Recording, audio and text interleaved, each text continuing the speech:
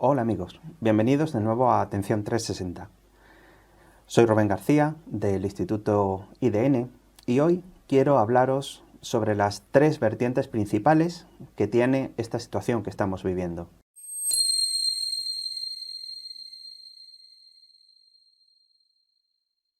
Lo que estamos viviendo ahora, estos momentos históricos que estamos viviendo, tienen sobre todo una vertiente sanitaria, que es de la que más se ve ahora, tiene una vertiente económica y tiene una vertiente social. Aunque estén todas relacionadas, sí que vamos a ir pasando una por una. Entraremos en más detalle en muchos de los puntos que hoy van a ir saliendo en los próximos capítulos, en los próximos vídeos, pero sí que creo que viene bien estructurar los conocimientos dentro de la cabeza para que luego toda la información nueva que se vaya añadiendo sepa la mente dónde colocarlo. A mí me gusta explicarlos en las formaciones que hacemos, que la cabeza, la memoria, tiene un poco la estructura de una biblioteca, una estantería, que es mucho más difícil organizar todo si primero tienes los datos y luego tienes que buscar cómo los organizas, y es mucho más fácil si ya tienes las estanterías clasificadas, ya tienes los lugares y luego con información vas a ir rellenando esos huecos, porque directamente cuando venga un dato nuevo ya sabes en qué parte lo puedes colocar y cómo encaja en el conjunto de datos que ya tienes. Así que hoy vamos a hacer eso.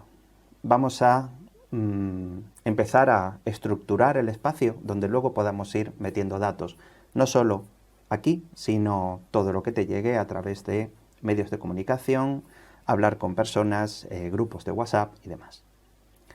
La parte sanitaria es la más visible ahora porque es la más urgente en el día a día, ¿no? A nivel de calle.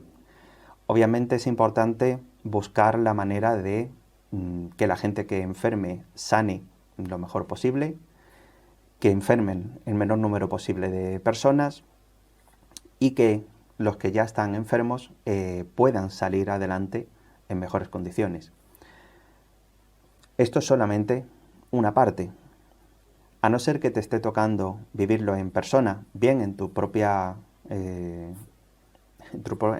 cuerpo o en alguien muy cercano, el resto de la gente lo estará viendo en medios de comunicación. Y esto se está tratando de reducir a números que se puedan manejar fácilmente en la cabeza y que permita que la gente en principio se haga una idea de cómo va la cosa. Veréis que vayáis a donde vayáis siempre hay tres datos que son el número de infectados, el número de sanados, de recuperados, el número de altas y el número de fallecidos. Hablo desde España, entonces voy a tratar con los datos que hay aquí y cómo se está llevando aquí esta situación. Aunque me centre en España, en este caso tenemos el dudoso honor de ser uno de los países pioneros en pasar por este trance.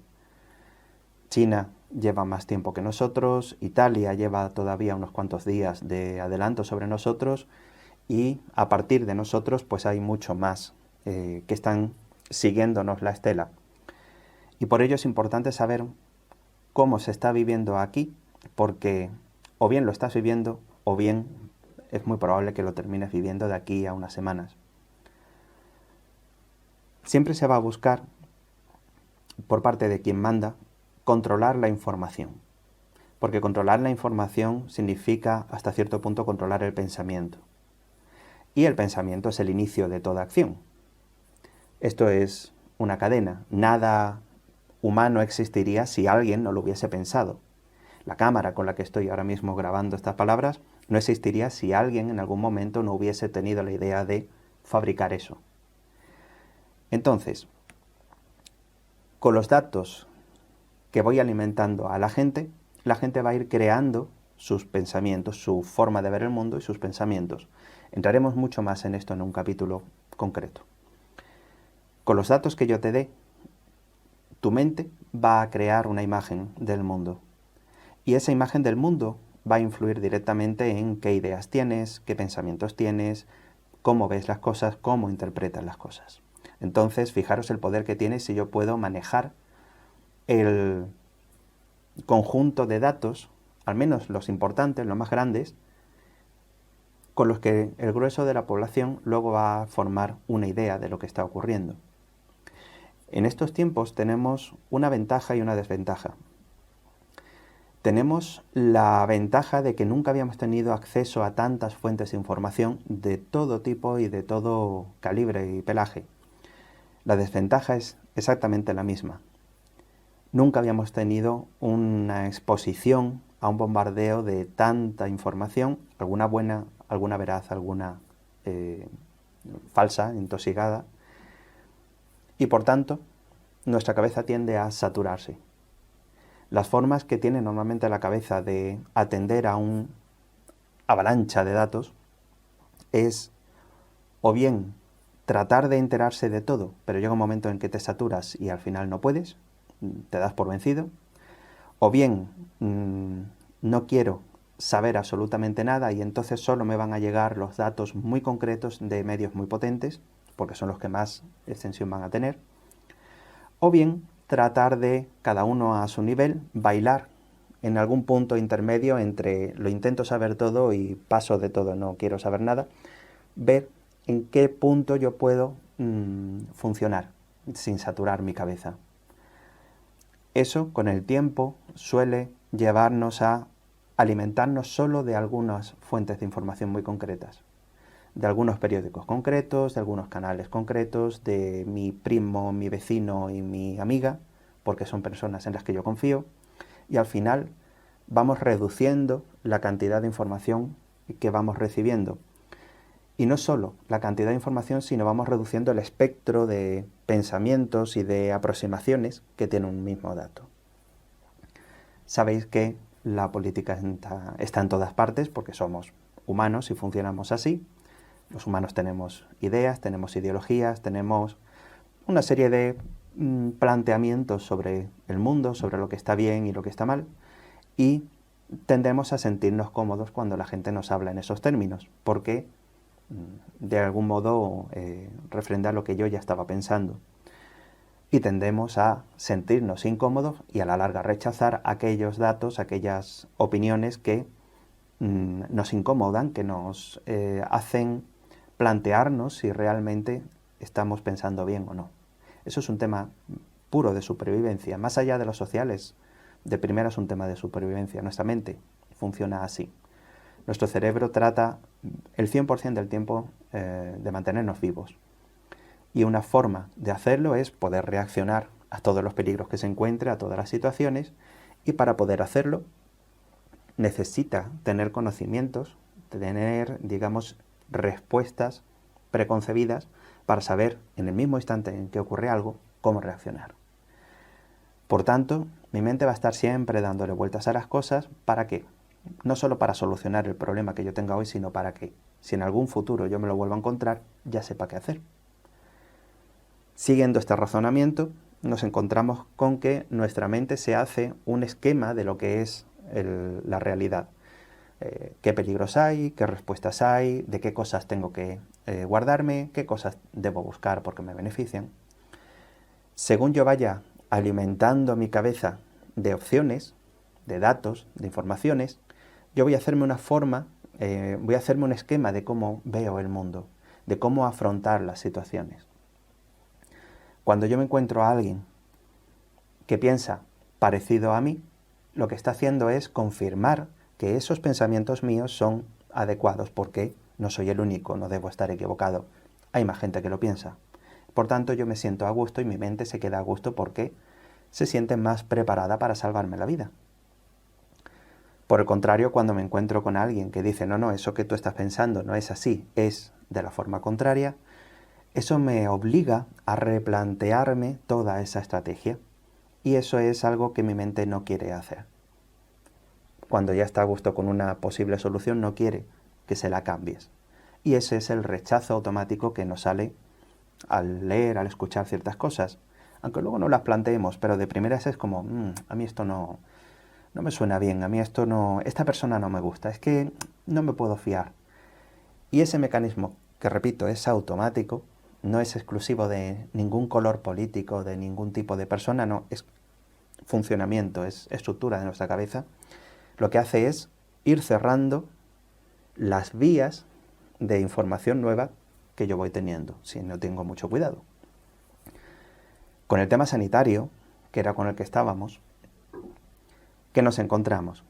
Nos encontramos con que, por un lado, es importante que la gente, imaginaros que yo soy el gobierno, un gobierno. Mi labor fundamental es, o debería ser, que mi pueblo esté bien, que mi gente esté bien, y para eso necesito que el país funcione bien, que la economía funcione bien, que la gente tenga ciertas libertades para vivir y hacer lo que quieren y ser feliz y poder desarrollarse. Ese es el mundo ideal sobre el papel. Imaginaros de nuevo que yo soy el gobierno y me enfrento a una situación terrible como la que estamos viviendo, para la que no tenía planes hasta ese nivel. Y si los tenía, no les había hecho ningún caso, que es lo que suele ocurrir siempre.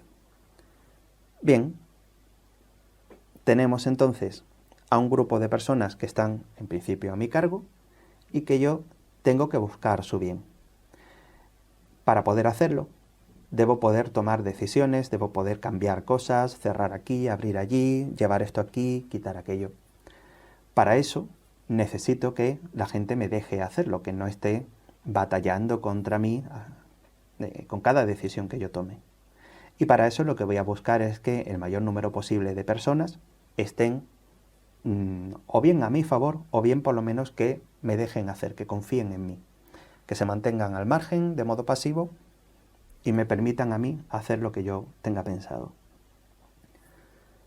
Para hacer eso, ¿qué necesito? Necesito que la mayor parte de la gente piense con los elementos que yo le dé.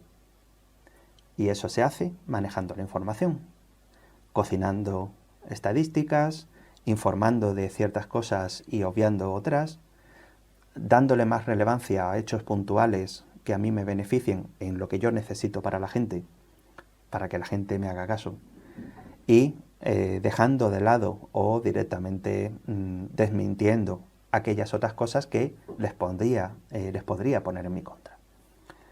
Eso es lo que estamos viviendo ahora en España, en mi país, a muchos niveles.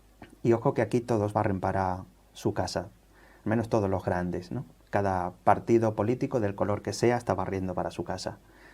Todos con la bandera de esto es para el bien, esto es por la defensa de mis ciudadanos, pero cada uno está aprovechándose, uno de sus aciertos, otro de los errores. De un tiempo para acá, y de nuevo reconduciéndome en lo posible a la parte sanitaria, estamos viviendo una situación en la que los datos cada vez son menos fiables. ¿Por qué? Porque cuando los números todavía son relativamente pequeños, ninguna muerte es pequeña, pero en 47 millones de personas tener 3 fallecidos es, repito, a nivel solamente de números, es todavía poco, porque es mucho menos de lo que un día normal en cualquier momento del año fallecen en mi país por diversas causas. Pues cuando estoy todavía en esos márgenes, yo lo que voy a buscar es que la gente piense que yo estoy haciendo bien las cosas, que estoy haciendo todo lo posible, mejor o peor, pero que estoy haciendo todo según puedo. Si yo noto que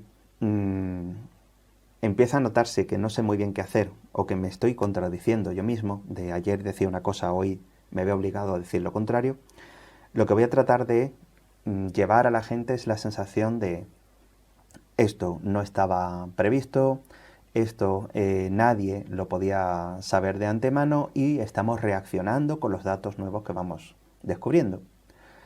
Si eso fuera así tal cual, pues sería estupendo y yo sería el primero encantado en que me dijeran primero que no, luego que sí, a algo porque se ha descubierto que ahora sí es necesario. Eso es perfecto. Adaptarse o morir, como siempre se dice. A partir de cierto punto yo ya veo que todo esto se me va saliendo de control. Ya empiezan a contarse por miles, decenas de miles. Empieza en este caso la sanidad a dar muestras de saturación, ya no hay espacio, con lo que yo ya tenía previsto un día normal, no puedo hacer frente a lo que está pasando. Ahora lo que voy a necesitar es trasladar a la gente la idea de esto no está tan mal, no estamos yendo tan mal, esto es súper grave, esto es tremendo, pero las cosas que yo voy haciendo están teniendo éxito. Para eso voy a necesitar dos opciones, que se cumplan una de dos opciones, o bien que realmente tenga éxito en aquello que yo estoy haciendo, o bien que lo parezca. Si estáis en España estaréis viendo ahora que desde hace unos cuantos días el mantra que se repite una y otra vez es el famoso pico de la curva. Porque nos dan la idea de que una vez que las cosas empiezan a ponerse mal, llega un momento en el que se controlan y bajan.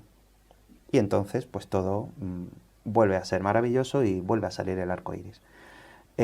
Y no, eso no es así. Primero, no se puede saber cuándo llega. Y de hecho no tenéis más que tirar de historial hacia atrás de los medios de comunicación y ver cuántas veces nos han dicho ya de el miércoles de la semana que viene va a ser el pico. El viernes se considera que se va a encontrar. El domingo va a... ¿Por qué? Porque nadie sabe cuándo va a llegar. Simplemente no se sabe. Y aún así, esa idea falsa de que cuando se llega al pico de repente, igual que ha subido muy grande, baja muy grande, es rematadamente falso también. Por un tema puramente de lógica.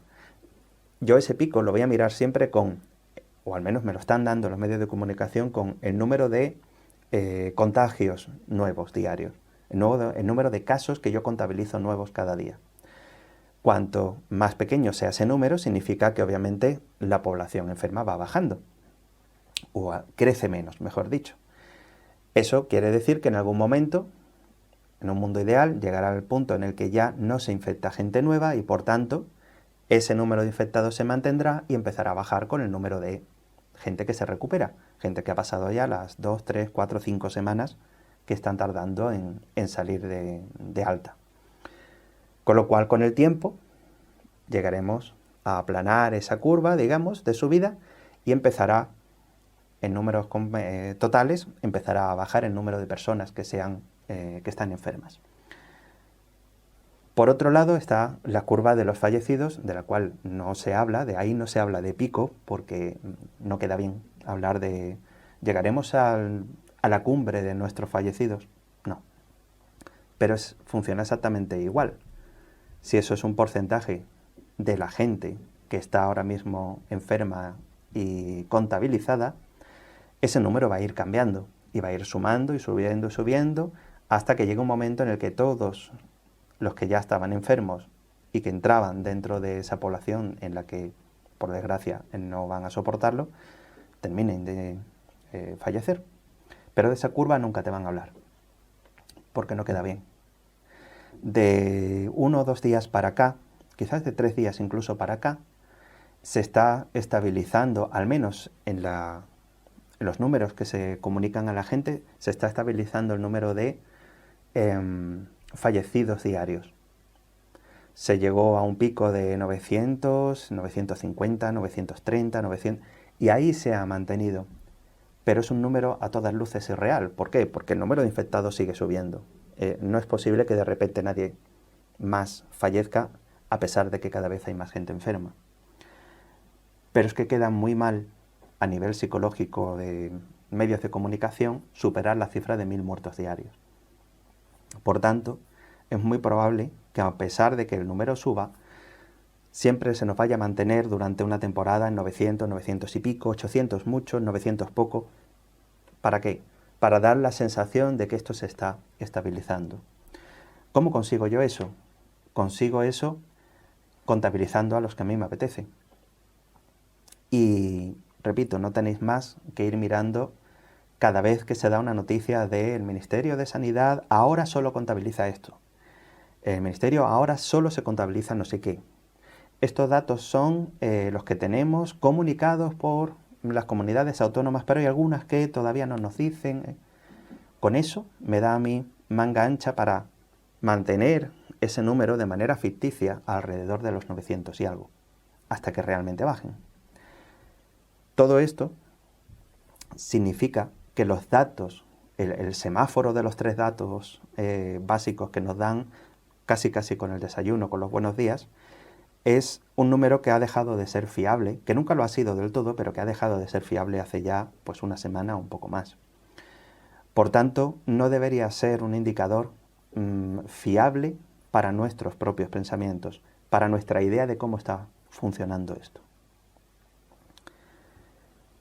Al final me estoy extendiendo demasiado en la base de todo esto antes incluso de entrar en cada uno de los 3 factores que, por tiempo, para no hacer esto eterno, los iré tratando en los próximos capítulos. Básicamente, la primera idea que quiero transmitiros en este encuentro de hoy es que hay 3 factores principales o 3 vertientes principales en los que esto afecta y nos afectará. La parte sanitaria, que hoy hemos rascado solo un poquito, la parte económica y la parte social, que las 3 cambiarán para siempre probablemente después de que esto pase, durante el transcurso de toda esta situación, que iremos hablando con más calma de cada uno de esos puntos, y que espero simplemente que empecéis a tener muy claro que la información accesible para todo, es decir, la de los periódicos, la que te llega aunque no la busques, siempre va a estar coloreada por aquel que la publica. Y que para que eso ocurra, yo necesito que la gente que publica esté a mi favor o al menos siga mis órdenes. Hace poquito, hace un día o 2, salía la noticia de que el gobierno había dado 15 millones de euros en subvenciones ayudas a ciertos medios de comunicación que, milagros, son los que retransmiten con más fidelidad mis logros, no mis fallos. Eso es normal, la gente de los periódicos también tienen familias y bocas que alimentar. Hablaremos también de todo eso. En fin, no os traguéis todo lo que os sirvan en bandeja, en medios de comunicación. Empezad a plantearos cosas muy básicas de los números cuadran, si es que quiero mirar números, o ¿cuadra esto que me están diciendo? ¿Tiene sentido que ocurra o es imposible que ocurra? Vamos a ir dando pasos en averiguar cómo funciona todo esto a nivel que nosotros podemos, y con eso lo que pretendo es que lleguemos al punto en el que no solamente estemos como el que está en la orilla recibiendo olas que salpican, sino el que está ahí en la torre del salvavidas, del vigilante, y que puede ver por dónde vienen las olas, cuáles van para acá, cuáles van para allá, y decidir cuándo te metes en el agua. Ese es el planteamiento. Nos vemos en la próxima ocasión. Un saludo.